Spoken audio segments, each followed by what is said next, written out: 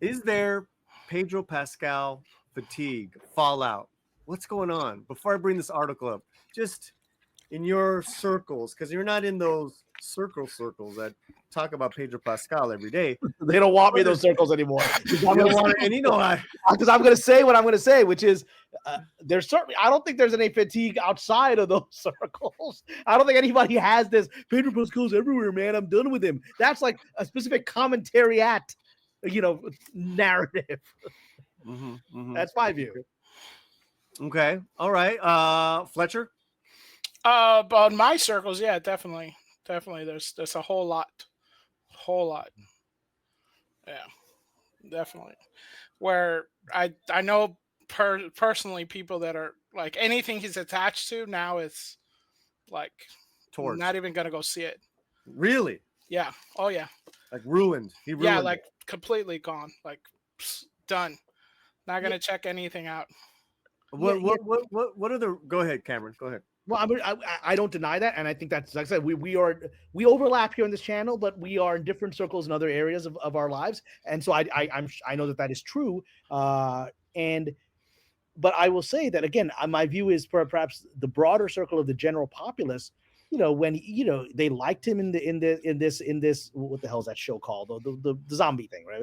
Last of Us. Last of Us, right? And then spoiler alert, he's no longer on that show, at least apparently, and so that's I think that caused a lot of social conversation amongst people who were like, "Oh, did you see that episode? That was water cooler." From the general populace that I witnessed, may have been like, I don't know that in the other circles of sort of the YouTube commentary and maybe some of the film lovers. I don't want to say it's just YouTube commentators. I think some more passionate fans, maybe they didn't feel that way, but I thought the general populace was kind of disappointed he's not going to be on that show anymore. So I don't know. I don't think he's lost his support in the overarching society. Yeah, I mean, it's like one of those things where I think like a lot of the projects that he's doing, like my family wasn't interested in seeing at all, in a sense. But it would be like Fantastic Four. It was like my wife was like, I'm not even, you would have to pay me to go see that, and I'm not gonna force her to see it. You know what I mean? So it's like it's done. So there's some of that of like semi-normie, should I say? That if you hear any of the stuff, it's like that. I think we're getting an echo. So this is on the Telegraph that just came out. I'm gonna bring this up for you guys. A star who could have Hollywood by his feet if Disney can get him to shut up. Pedro Pascal has been at the center of pop culture for over a decade, but will his progressive outspokenness prove his downfall? Where is this from? What's the outlet that has his opinion? This is the Telegraph. Okay, which it's respected. It's a UK newspaper. It's respected. It is conservative. It's different. Its politics are very clear. I don't dislike the Telegraph, but its politics are clear. Yeah. In his forthcoming Marvel movie, Fantastic Four, Pascal, who will play heroes whose limbs can stretch to superhuman lengths. It's an apt metaphor for an actor who gives the impression of being everywhere this summer. He may not have quite wrapped his arms around the whole world, but without question, he has the entertainment industry in a tight embrace. Name a top Hollywood franchise, and Pascal has been its face, even when you can't actually see his face, as the case of The Mandalorian, Baby Yoda. In addition to that, widely credited for saving Star Wars, he brought spice to Game of Thrones. He's been given HBO's biggest hit, The Last of Us, wowing as post-apocalyptic Uber daddy Joe Miller. It wasn't a question of if Marvel would come knocking so much as when. Any comments there, Cameron? Any thoughts? I mean, he's representing sort of, I think he's setting up his argument really more. He hasn't made his argument yet that maybe this guy is overblown or too much. He's setting up his argument there, which is he's acknowledging the impact and that he's having in media presentation. But I think he's got a zinger coming, right? Can I just say also too, Fletcher, our numbers just went up now that we're talking about Pedro. There you go. Well, if you guys don't care about him, you seem to care about him. I don't know. So. Oh, you know what? Let me just say that we didn't make the full super check goal, but it's pretty close, and then we got some other ones. So I will go ahead and pick a hat. How about that? All right, that sounds good. Let's There you go. reward our patrons, right? Yeah. I like that. All right, but let's get back to this. To Okay, this let's say he's article. obviously building to an argument. Right. I So like the where but I like the is start of but. this. Yeah. Yeah, the Pascal but. has more or less guaranteed himself an Emmy following his searing turn in the latest episode of Last of Us, a flashback installment. Blah blah blah blah blah. But when not saving Manny from The Walking Dead, he's speaking truth to Donald Trump at the Cannes Film Festival, urging fellow creatives to protest Trump's politics and declaring, "F the people that try to make you scared." Now, this was what do you call it? This fell in line with his past political sentiments, right? Yeah. I mean, again, that falls in line with most people's sentiments. People should not be shocked. I mean, he's just saying what most actors in this town believe. And so, I mean, I know a lot of people don't like actors and their political beliefs. They're not always wrong, but I mean, he really isn't out of line with the general belief of the people that I work with. That's kind of what they think. Well, before we go on, and yeah, he stirred the pot there with his comments. He was the biggest reason why Last of Us was a hit. Mm-hmm. The viewership has dropped off dramatically, which I think is interesting. That a lot of people, Roman myself, we just stopped watching. It's like, you killed the boy off. Well, and we're not endeared to these other characters. We're just not. So that says something to his acting chops in that role. Well, and remember, he was introduced to most of us through Game of Thrones, which I think is a very fun character, right, in there. And if you recall, the shock when Sean Bean was killed, but the show continued. It didn't have this drop-off that you're describing. So people, while they thought they were watching the show for Sean Bean, became invested in everyone else, and the show continued until they screwed it up, right? So that doesn't seem to be the case here with this other show that he's on. Well, let's go on, because I think this is a really good article. He's in Cannes promoting Eddington, a satire of American decline set during the pandemic, from Ari Aster. He plays the mayor of a small town in New Mexico, which lost his grip on reality during the darkest days of COVID. Aster, films about America feels like me. I'm very worried, he told a press conference in regards to the influence of Donald Trump. Fight back. This is the perfect way to do so in telling stories. This is Pascal saying it, and don't let them win. Okay. I don't agree with what he says, but because I don't, it's not that it doesn't matter. It matters. This is just my opinion, where I'm coming from, but I'll still go see his work. Like I'm not, he didn't turn me off by saying this. I don't know if that makes sense, Cameron. It makes sense to me, because if I needed people to match my politics, I couldn't watch anything. I might as well just read books. I like books, but I mean, come on. Yeah. Okay. Good. Then then Fletcher, I'm gonna kind of speed through this a little bit. There was this whole Pascal Harrison Ford recreates iconic Harrison Ford picture 43 years later at the Cannes. What was this all about, brother? It was a commentary that people had played, saying that, look, how iconic Pedro Pascal, meaning like recreating this moment of Harrison Ford and Cannes in the same area. So it's photographed in the same area, kind of same vantage angle. And they were saying that Pascal was trying to match the iconicness, I guess, of Harrison Ford, and it became a meme because they were like, they were speaking a lot about his feminine look on it and his mannerisms. So that became like a whole meme on social media. So it's really kind of like a nothing burger. Yeah, it's a total nothing burger, because I don't think this particular photo of Harrison Ford is iconic. I don't think I've ever seen it before. I've seen lots of iconic photos of Clark Gable or Marilyn Monroe or Elizabeth Taylor, right, that I would like associate with these people. It's just Harrison Ford standing there with some. I don't think there's anything iconic about either of these pictures. I think Harrison and that's like, peak Harrison. He was handsome and no matter what. Yeah, but that's not iconic. He's just a handsome dude. He's just a handsome dude, but yeah, this is not I've never seen this picture before. That's one thing. Yeah, I mean, so how iconic could it be? Marilyn having her skirt blown up is iconic. And well, they sold it as that. In other words, the people pushing the picture was mentioned. Yeah, they pitched it correct, and people fell for it. Okay, so it's a nothing. All right, so let's move on. Yeah, let's move on. Pascal, by contrast, is still making baby steps at the box office, while Marvel is betting big on the actor pulling the franchise out of its worrying spiral into irrelevance in the Fantastic Four. The stark truth is that he's never had top billing on a hit movie. In box office terms, he's somehow both an open book and an unknown property. You guys agree with that?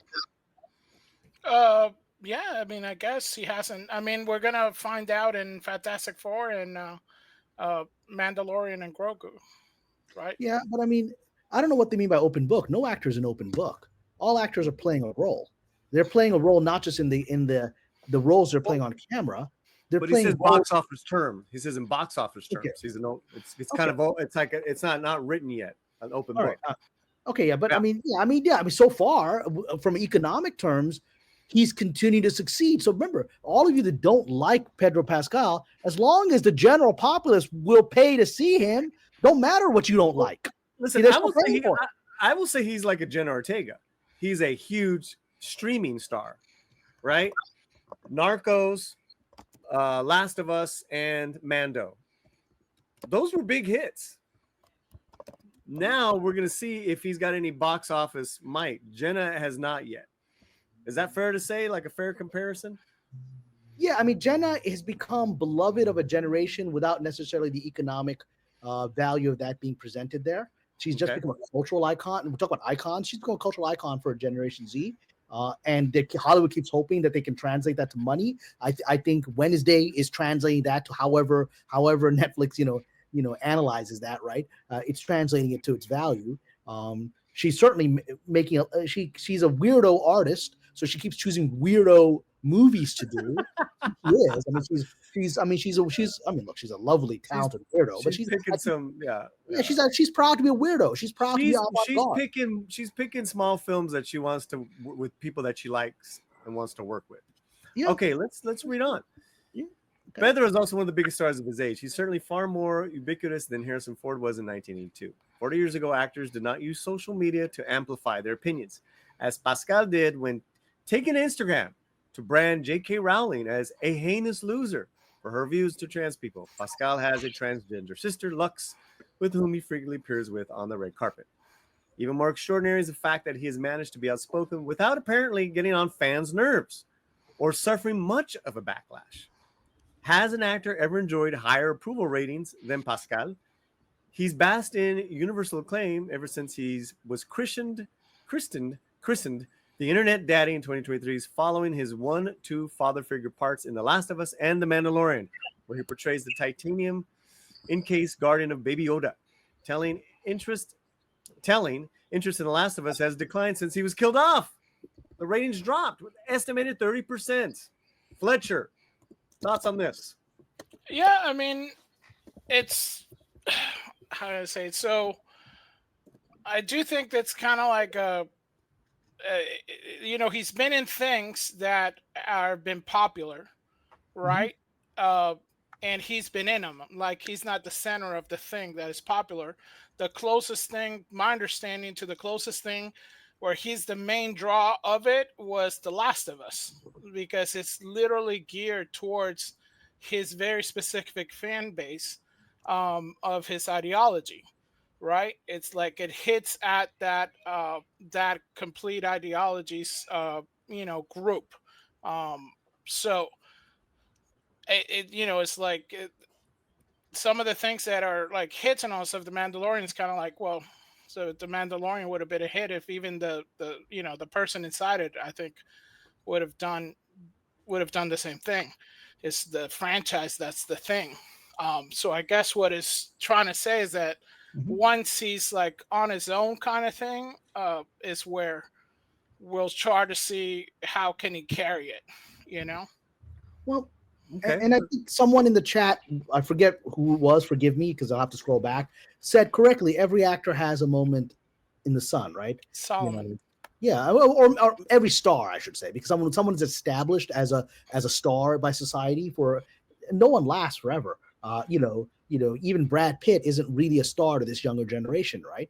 And so, George Clooney isn't really a star to this younger generation. So let him have his moment in the sun. People don't have to like his politics. Other people will come. You won't like their politics either. Almost none of them share your values, right? Or if they do, or they don't say it out loud, or if they say it out loud, often they're just trying to be contrarian or whatever. I mean, you'd be surprised a lot of actors sometimes are playing a role for their fans, right? And if this is what the fans want them to believe, they'll believe it. So maybe your fans might be not out there championing the actors to believe the way you do, because they'll shift to the fans. They want applause.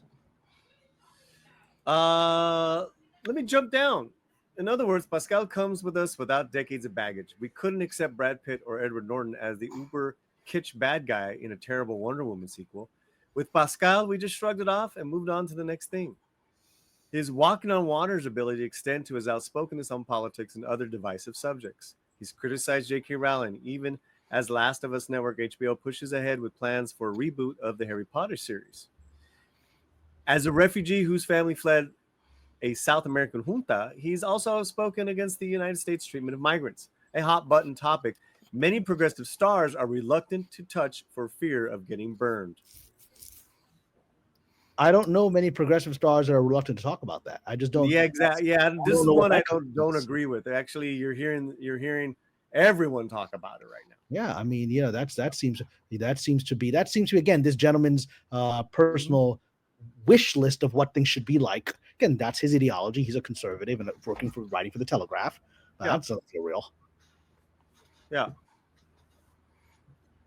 Pascal's outspokenness has set him apart in an industry where stars are happy to be perceived as progressive or on the right side of history without actually saying or doing much about it. Not Pascal.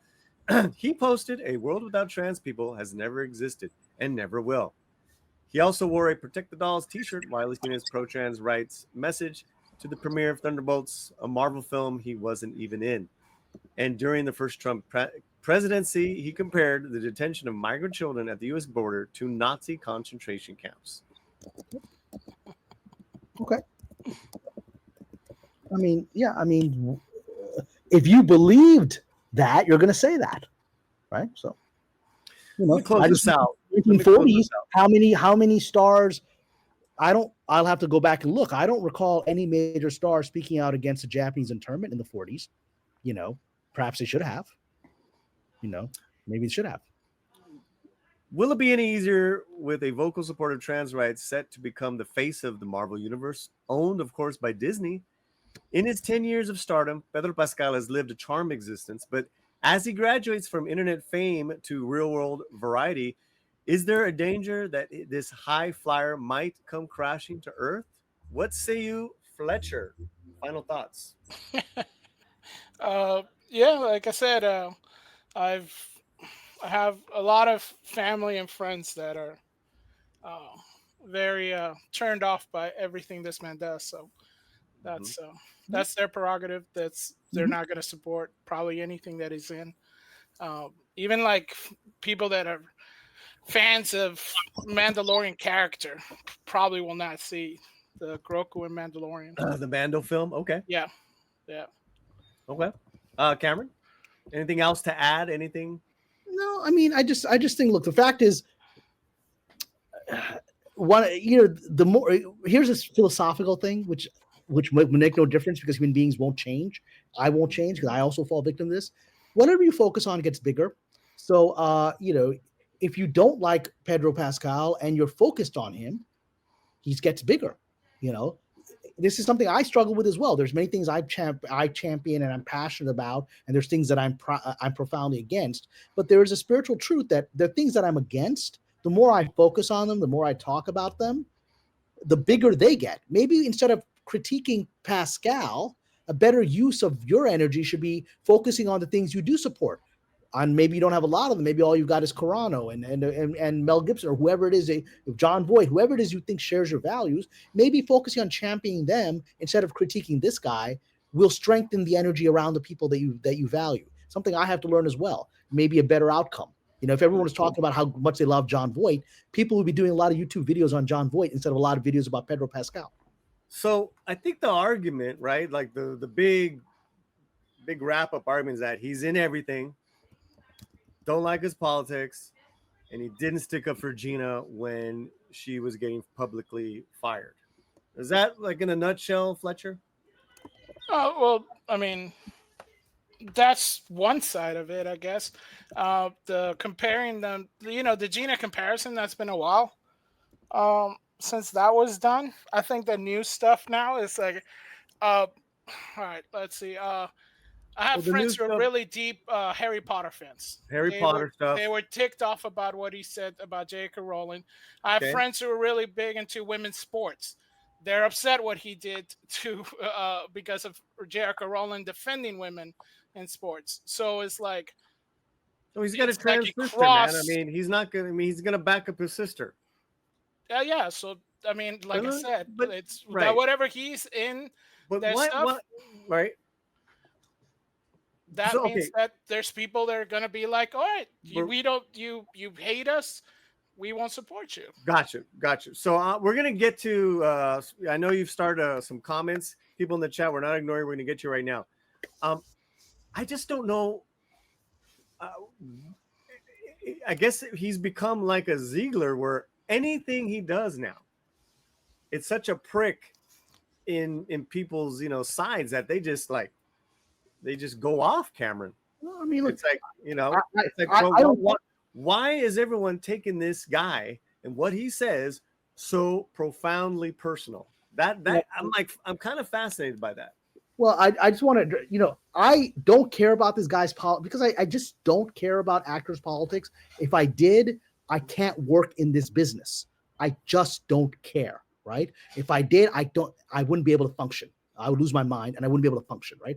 I wouldn't be able to watch movies. I wouldn't be able to work with people. So I wasn't even aware of Pascal has a trans member of his family who appears in the. And so as a human being, I can understand why he would feel the need to talk about that. So you're in this situation. What do you do about your trans sibling? What do you do? Do you denounce them?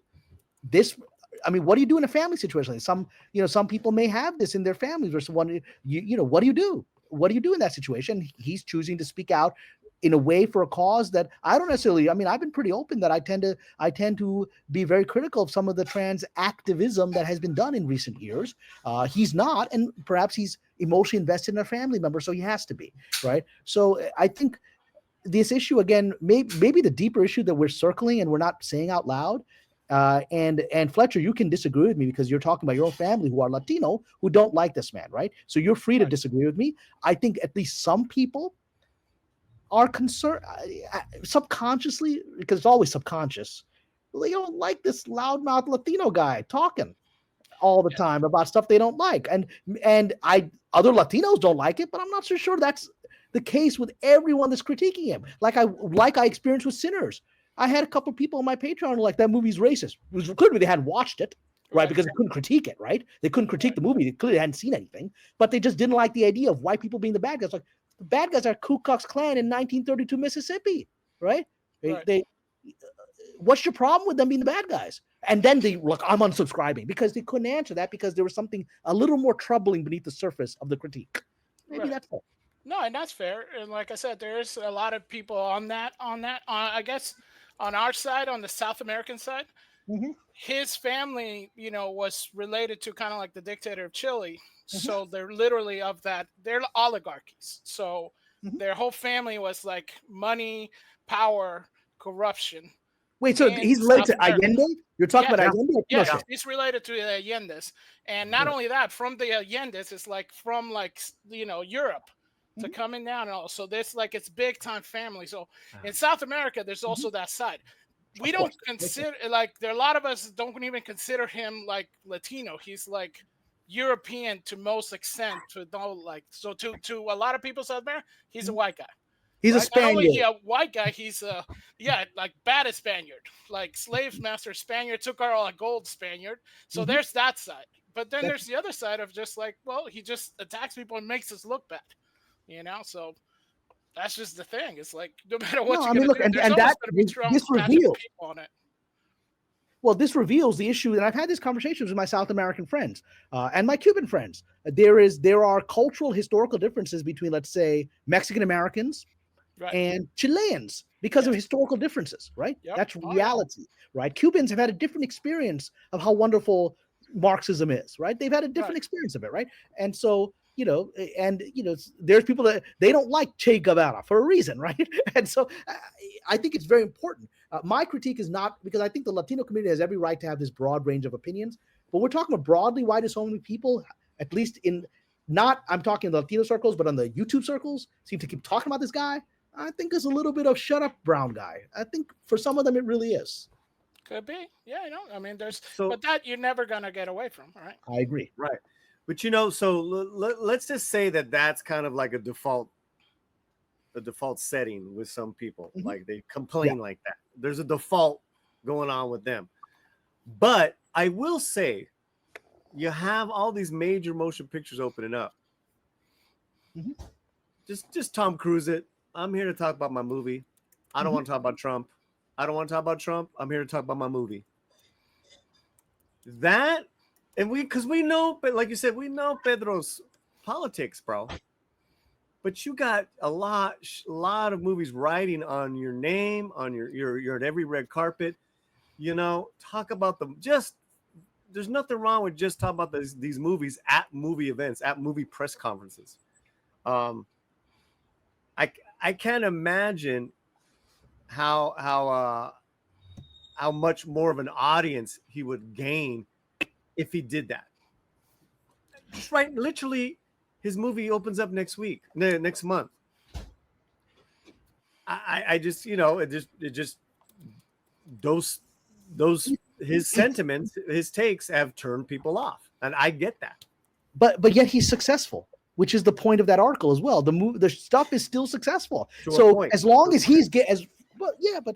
as actors love attention, they love applause, they want to be popular. That's the nature of the pathology of being that kind of artist. I have my own pathologies as another kind of artist, but that's a pathology of an actor. And so right now he's getting the laurels, at least from the crowd that he's familiar with in his bubble, and he's still making money. So as long as he's making money and being sought, he's going to get incentivized.